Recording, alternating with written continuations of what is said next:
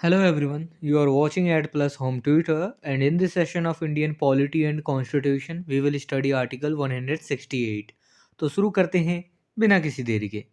जैसा कि आपको भी पता है, भारतीय संविधान यानी इंडियन कॉन्स्टिट्यूशन को आर्टिकल्स में बांटा गया है और इन्हीं आर्टिकल्स को 22 पार्ट्स के अंतर्गत रखा गया है।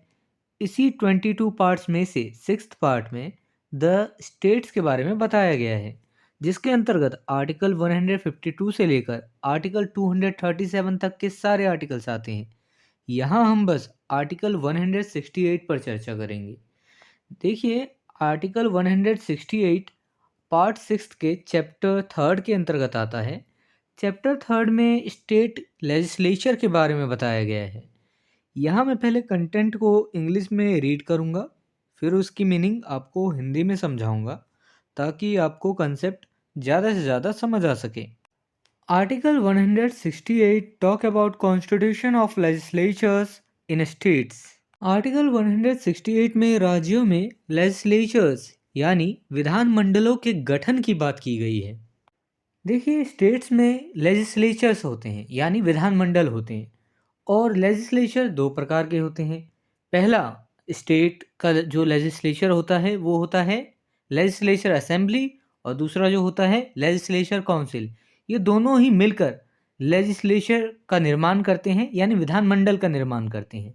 तो इन विधानमंडलों का गठन किस प्रकार होता है, यह जो है आर्टिकल 168 में बताया गया है कि राज्यों में लेजिस्लेचर यानी विधानमंडलों का गठन किस प्रकार होता है, इसी बात पर चर्चा की गई है।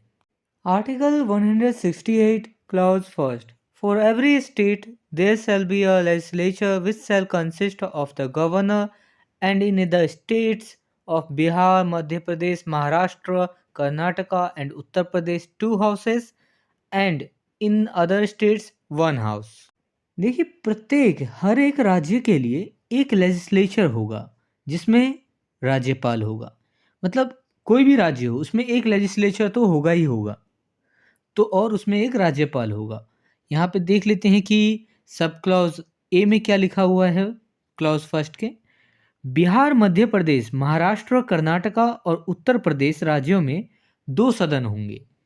इन राज्यों में जो है 2 सदन होंगे, मतलब लेजिस्लेचर असेंबली भी होगा और लेजिस्लेचर काउंसिल भी होगा। और दूसरे सब क्लॉज में क्या लिखा है, सब क्लॉज बी में यहाँ पर लिखा है कि सब क्लॉज ए में दिए गए राज्यों के अलावा अन्य सभी राज्यों में एक सदन होगा। और वो एक सदन क्या होगा, कोई भी सदन हो सकता है, यहाँ पर पर्टिकुलर सदन के बारे में नहीं बताया गया है कि, लेकिन एक सदन होगा, ये हाँ यहाँ पर बताया गया है। देखिए, आप इसे आसान शब्दों में समझिए। सबसे पहले क्लॉज फर्स्ट में क्या कहा गया कि हर एक स्टेट में एक लेजिस्लेचर होगा और गवर्नर होगा यानी राज्यपाल होगा। फिर यहाँ पे सब क्लॉज ए में क्या कह दिया गया कि बिहार, मध्य प्रदेश, महाराष्ट्र, कर्नाटका एंड उत्तर प्रदेश राज्यों में 2 लेजिस्लेचर होंगे। और वो लेजिस्लेचर कौन से होंगे, लेजिस्लेटिव असेंबली और लेजिस्लेटिव काउंसिल, ये 2 लेजिस्लेचर होंगे।